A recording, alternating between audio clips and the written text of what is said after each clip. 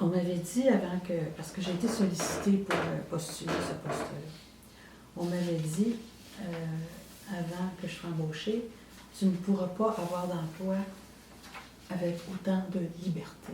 Tu ne seras pas contrôlée. Évidemment, en arrivant, je me suis rendu compte que j'étais bien plus contrôlée qu'à la FTQ. Et je me suis assez vite rendu compte que à l'intérieur même d'un département, les rapports de pouvoir sont très présents.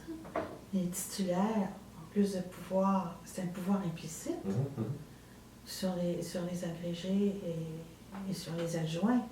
Il y a dans les universités du Québec, c'est plus flou. Là, mais à l'Université de Montréal, notre statut est très, très important. Alors, moi, j'étais habituée à dire ce que je pensais, incluant à des titulaires, et je me suis trouvée dans des positions vraiment à l'objet de vindicte de la part d'autres professeurs. C'est sûr qu'un adjoint doit filer doux. Avant d'avoir la permanence. Oui. Et il doit... j'ai été un peu maternante avec quelques jeunes collègues, et leur première participation à un jury, c'était un jury de complaisance. C'est tellement évident, là. Parce que des jurys de complaisance, il y en a beaucoup. Évidemment, quand tu es jeune, puis que tu n'es pas au courant de ça, que tu es habitué à dire ce que tu penses, parce que moi, c'est ça que j'avais appris. J'avais été socialisée comme ça. Donc, quand tu mets les... Tu fais pouf dans la mare, là, tu dis, cette thèse-là n'est pas acceptable. Puis, tu as fait 4 mois que tu es embauché. Qu'est-ce qui t'arrive? Ouais, c'est ça. Personne ne me félicite. Hein? Je me suis rendu compte que les professeurs étaient... D'abord, c'est des collègues, hein, c'est pas des professeurs. Ils ont ils flottent dans l'air une sorte de mépris des non-instruits, comme aurait dit Jean Lesage. Et quand on va dans les assemblées syndicales, disons qu'un département de sociologie, on est tous raisonnablement à gauche. Même le plus à droite est encore à gauche. Mais quand on va dans les assemblées syndicales, et moi j'ai poussé la naïveté jusqu'à aller dans l'exécutif syndical, on se rend compte que c'est les plus corporatistes et les plus méprisants.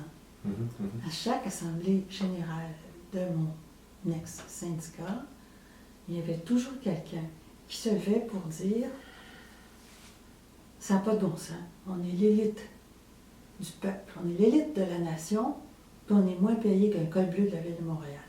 Les cols bleus, là, ils en ont vraiment, ils mangent leur claque à chaque assemblée. Ils mangeaient leur claque à chaque assemblée. Et un autre, c'est parce qu'il y avait des occasions, je me dis, avoir su, j'aurais été chauffeur d'autobus. Ou un collègue que j'aimais beaucoup qui me dit, quand je pense le prix que je paye, le peintre qui vient peinturer chez moi, il ne fait rien faire ça. Moi, je ne me suis jamais autant sentie contrôlée qu'à l'université. On est contrôlé de tout bord, de tout côté, par nos collègues. Je ne sais pas si vous faites comme... Chez nous, quand quelqu'un demande un renouvellement ou une promotion, là, on est tous là comme des vautours à regarder les CV des autres. Pour être capable de se comparer. Oui, pour se comparer, etc.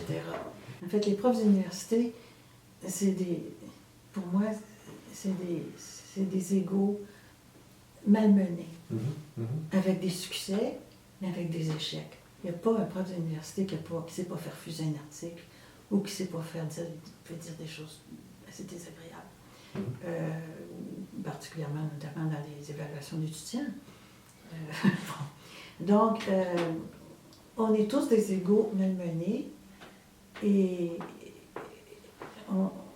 notre principale préoccupation, c'est notre curriculum vitae. Mais je remarque, parce que je suis en contact avec maintenant des jeunes profs, je remarque qu'ils ne sont pas malheureux comme moi je l'ai été parce qu'ils ont suivi le parcours normal. Ils ont étudié, puis ils sont devenus profs.